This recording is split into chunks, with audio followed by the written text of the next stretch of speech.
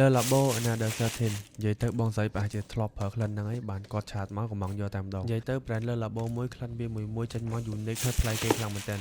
ដូចក្លិនរបស់ Another Certain នេះអញ្ចឹងក្លិនវាបែបលក្ខណៈកដាកសែតប៉ុន្តែកដាកសែតលក្ខណៈថាឈ្ងុយហើយតាក់ទាញចំហខ្លាំងមែនទែនសម្រាប់ order ទី2គឺ JVG Lama Elixir